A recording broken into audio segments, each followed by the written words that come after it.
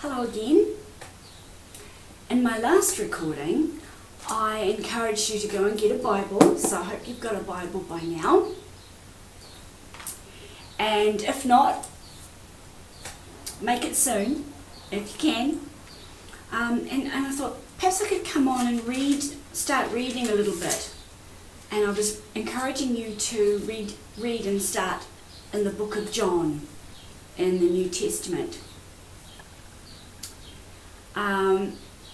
So I thought I'd come on and read a little bit about, speak a little bit about that and read a little bit of the Bible for you today. Firstly, just a little recap, a little part of my story. I guess I still need to make a recording about that.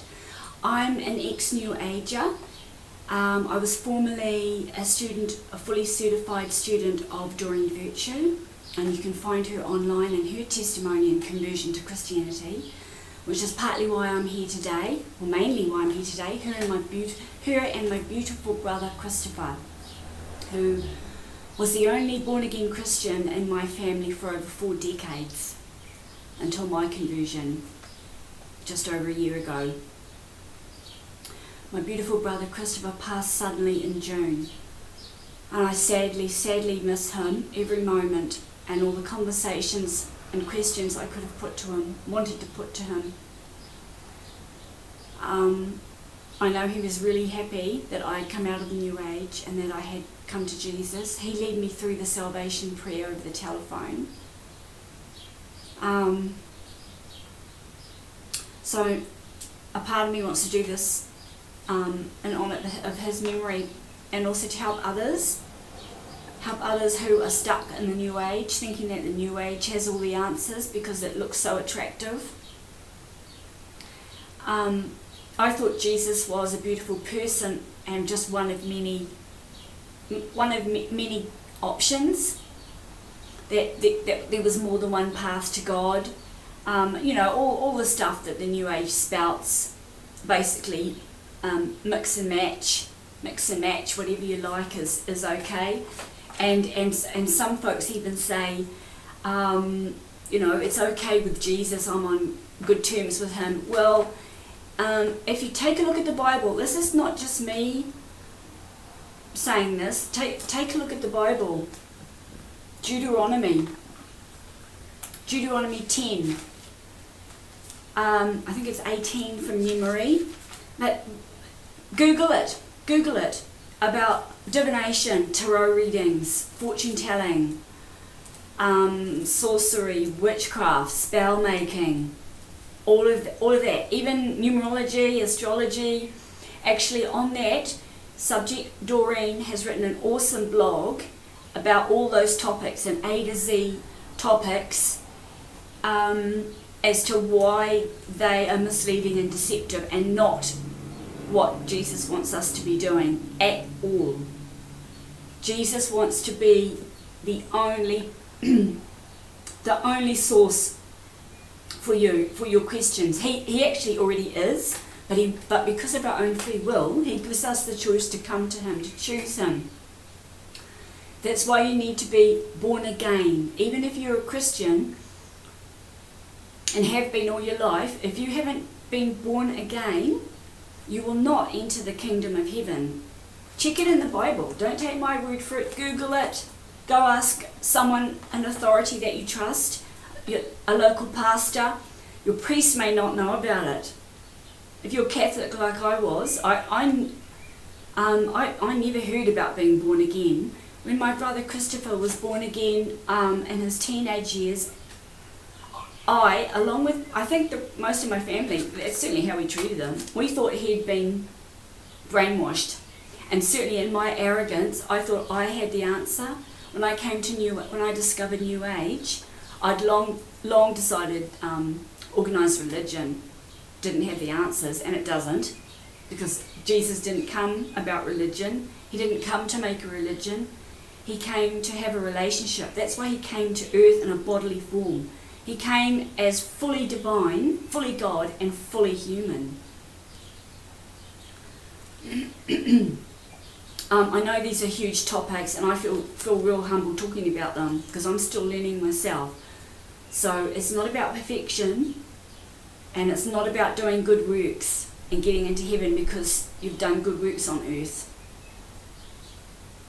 Because you must choose to be born again. So don't take my word for it, look it up in the Bible, Google it. Go speak to someone in authority, a Bible-based church. As I say, I don't know if the local priest would even know about this, because that's not what they teach in church, as far as I know. Unfortunately, priests way back put themselves in between as an intermediary in between you and God, and actually that's what's messed things up royally, and why people say, oh, not interested in religion. Well, neither was Jesus. That's what put him offside with the Pharisees, with the religious leaders at that time. He didn't come to hang out with the priests and the hierarchy, the religious hierarchy. He came to rescue the poor, the lost, the least, the last, the lame. He came to teach, to have a relationship, and that's why he hung out with prostitutes and those needing healing on all those levels. Otherwise, he didn't come to earth to hang out with all the hierarchy, and that's what put him offside with them. He came to teach the truth, the gospel truth. He came to bring the gospel, the good news, and to have a relationship with you. And it's a free will relationship, so you get to choose. You get to choose. So getting back to my point about my arrogance and ignorance. Oh, the New Age, it's very, very, very deceptive. In fact, it equates to Satan's first lie in the Garden of Eden, where he tempted Eve with an apple from the tree of knowledge of good and evil, twisting God's words and making it seem attractive to Eve, that she would have all the answers, and that she deserved to have this knowledge, and it shouldn't be withheld from her. Basically, that was the first New Age lie. Now I look at New Age and the adverts that come up on my Facebook feed, and I'm praying for the New Age leaders, the New Age influencers. I pray for them. I pray for their salvation. And I don't mean that to sound ignorant, because I wish someone had prayed for me, and I would have come to Jesus a lot sooner. Thank goodness for Doreen. I followed her conversion, and that encouraged me, plus my brother, having him there as an example. And that's why I'm here now, on the journey, on the right journey. And I tell you, at times, it won't be easy to come out of the New Age if you've been in the New Age for some time, and also if you've got vested interests in it. I burned all my books and tarot cards, and all Doreen's certifications are now, that's it. She doesn't back any of that stuff now. So you can't trade on that anymore. And and once you find out, you won't want to, because I've had people say to me, why didn't you sell your cards? And certainly I wanted to, but then I would be causing someone else to stumble, and that's a sin as well. If I know, and all conscious, that this stuff is deceptive and satanic to keep us away from finding the real truth and the real path to God and the real God, then how could I in all good conscience sell it on to another person, to deceive another person, to encourage another person's deception? You can't do that. And I pray that God will restore the years and the finances that the locusts have eaten. So that's a little bit about my background. I think I do need to make a testimony video.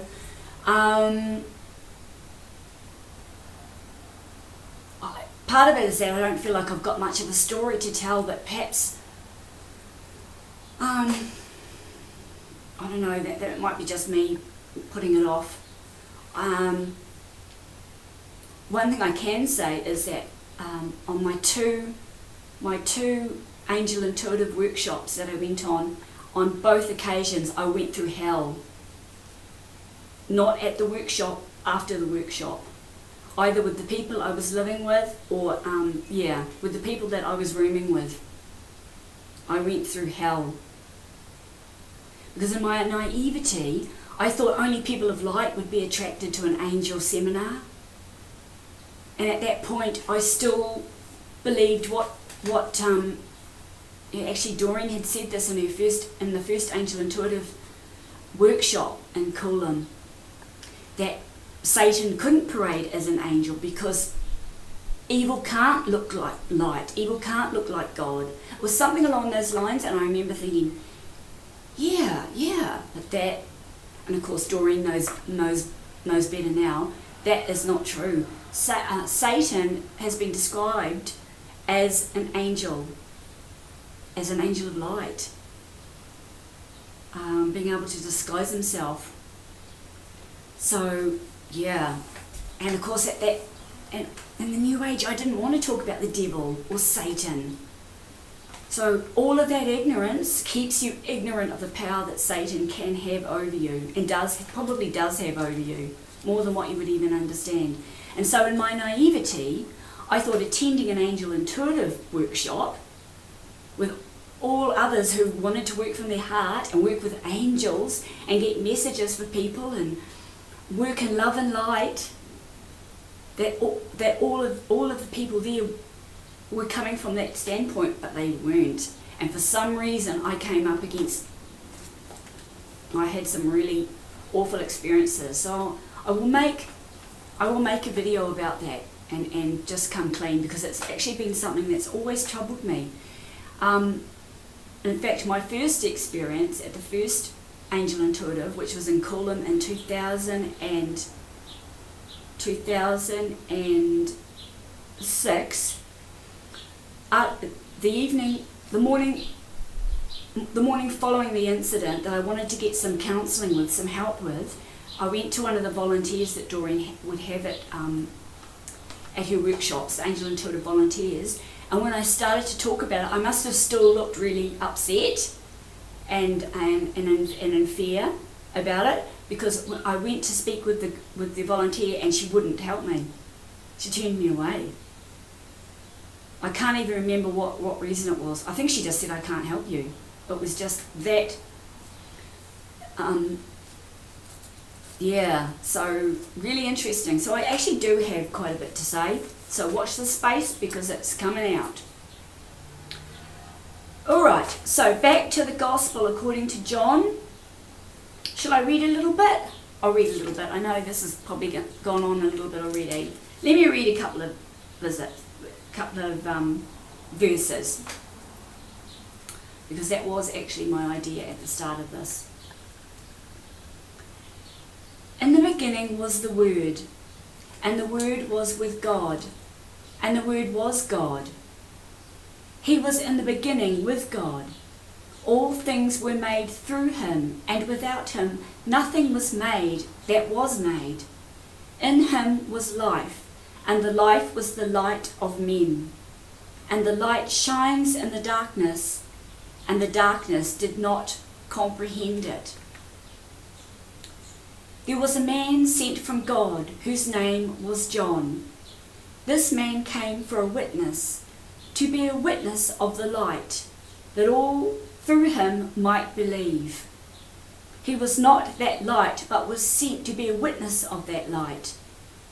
That was the true light, which gives light to every man coming into the world.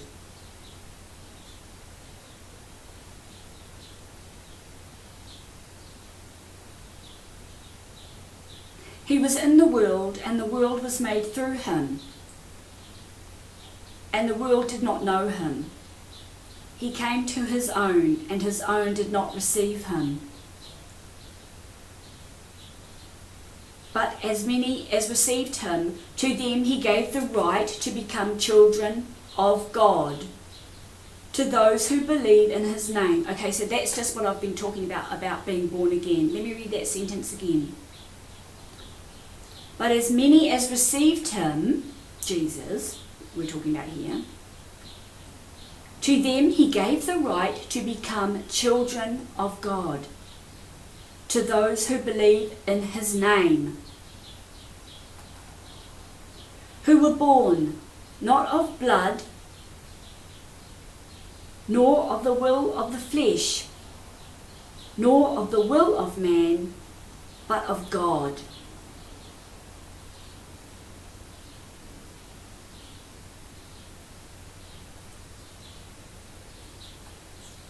And the Word became flesh and dwelt among us, and we beheld his glory, the glory as of the only begotten of the Father, full of grace and truth.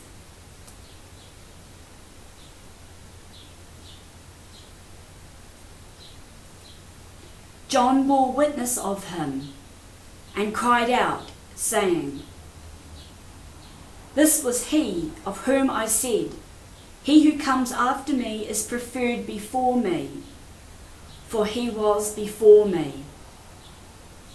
So that's John the Baptist preparing the way for people to be ready for Jesus. Okay, so that's a little reading. Please let me know if you've got any questions, comments. Be kind. Don't comment negative stuff. Go somewhere else. Really, if this isn't your thing, just don't tune in. Go find somewhere else to hang out.